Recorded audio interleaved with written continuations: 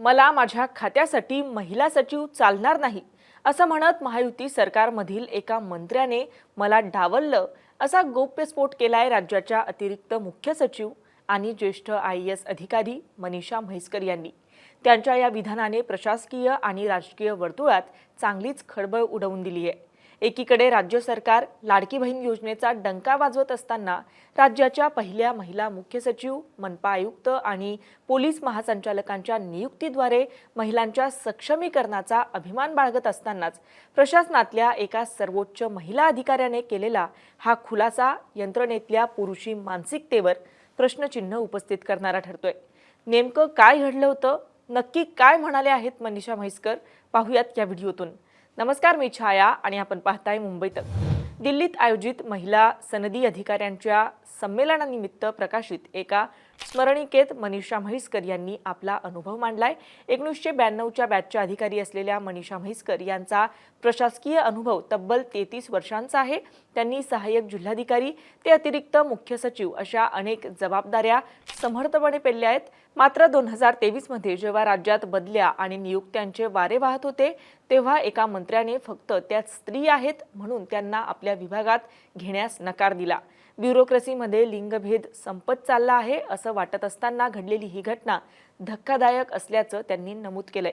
म्हैसकर यांनी लेखात कोणत्याही मंत्र्याचं नाव घेतलेलं नाहीये, पण 2023 मधील सरकार असा उल्लेख केल्याने रोख महायुतीकडे वळला आहे।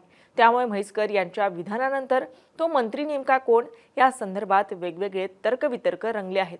म्हैसकर यांच्या या विधानामुळे प्रशासनातल्या महिलांच्या भूमिकेबद्दल पुन्हा एकदा गंभीर प्रश्न उपस्थित झालाय। आजही उच्च पदांवर काम करताना महिलांना अशा अनुभवांना सामोरं जावं लागत असल्याची खंत व्यक्त होतीये। त्या संदर्भात टाइम्स ऑफ इंडियाशी बोलताना म्हैसकर म्हणाल्या, महाराष्ट्र माझ्यासाठी खूप न्यायप्रिय राहिला आहे आणि ही केवळ एक घटना आहे। महाराष्ट्र हे एक पुरोगामी राज्य आहे। सर्वात महत्त्वाचं म्हणजे जनतेला अधिकाऱ्यांच्या लिंगाशी, स्त्री किंवा पुरुष असण्याशी काहीही देणं घेणं नसतं।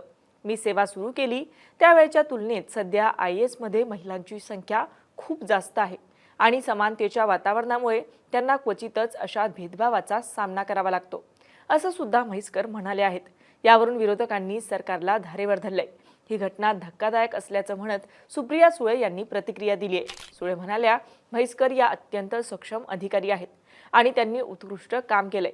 त्यावेळी नक्की काय घडलं होतं हे मुख्यमंत्र्यांना विचारलं पाहिजे असं त्यांनी म्हटलंय। तर कर्तव्यदक्ष अधिकाऱ्यांना डावललं जातं, त्यांची चपरासीगिरी करणारे जे अधिकारी असतात त्यांना मुख्य पदांवर बसवलं जातं असं नाना पटोलेंनी म्हटलंय। तर मंत्री संजय शिरसाट यांनी मनीषा म्हैसकर यांच्या वक्तव्यावर प्रतिक्रिया दिली आहे। ते म्हणालेत की मनीषा म्हैसकर यांनी एवढ्या वर्षांनी खुलासा करणं हे सरकारी अधिकारी म्हणून योग्य नाहीये। अनेक महिला चांगल्या पदावर काम करत आहेत। महिला सन्मान करणं महायुतीचं काम आहे असं शिरसाटांनी म्हटलंय। तर या संदर्भात चर्चा सुरू झाल्यावर मुख्यमंत्री देवेंद्र फडणवीस यांनी यावर स्पष्टीकरण दिलंय। स्मरणिकेत प्रसिद्ध झालेल्या मजकुरात म्हैसकर यांच्या विधानाचा विपर्यास करून फक्त एका अपवादात्मक घटनेलाच हायलाईट करण्यात आल्याचं म्हैसकर यांनी मला सांगितलं। वाद झाला नाही तर ते साहित्य संमेलन यशस्वी झालं असं होत नाही, त्यानुसार हा वाद निर्माण झालाय असं फडणवीसांनी म्हटलंय। पुढे मुख्यमंत्री फडणवीसांनी म्हटलंय की महायुती सरकारने महिला अधिकाऱ्यांना कायम प्राधान्य दिलं आहे। आमच्याच सरकारच्या काळात उपमुख्यमंत्री, मुख्य सचिव पदावर प्रथमच महिलांची नेमणूक झाली।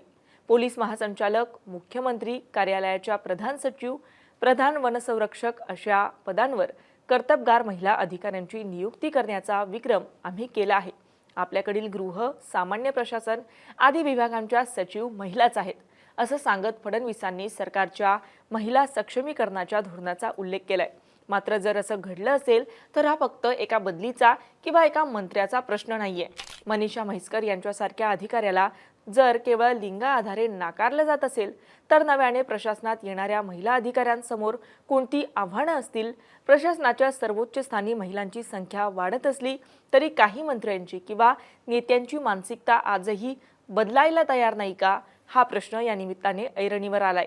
दुसरीकडे सरकारने अनेक महिलांना महत्त्वाच्या पदांवर संधी देऊन रेकॉर्ड केला असला तरी व्यवस्थेतले वैयक्तिक पूर्वग्रह अद्याप पूर्णपणे गेलेले नाहीत, हेच या घटनेतून अधोरेखित होतं। सत्तेच्या राजकारणात महिलांचा टप्पा वाढवण्याच्या गप्पा होत असताना प्रत्यक्षात त्यांच्या कर्तव्यापेक्षा त्यांच्या लिंगाला अधिक महत्त्व दिलं जाणं ही चिंतेची बाब आहे। शेवटी प्रश्न उरतो तो हाच की आपण महिला सक्षमीकरणाचे कितीही दावे केले आणि योजना आखल्या तरी जोपर्यंत खुर्चीवर बसलेल्या व्यक्तीची मानसिकता बदलत नाही तोपर्यंत महिला अधिकाऱ्यांना खरंच सन्मानाने काम करता येईल का आणि प्रशासन आणि समाजातला हा अदृश्य लिंगभेद संपेल का? या सगळ्याविषयी तुम्हाला काय वाटतं? तुमची मतं काय आहेत? आम्हाला कमेंट करून नक्की कळवा आणि मुंबई तकला जर आपण नवीन असाल तर मुंबई तक चॅनलला सबस्क्राईब करायला विसरू नका। हा व्हिडिओ पाहिल्याबद्दल धन्यवाद।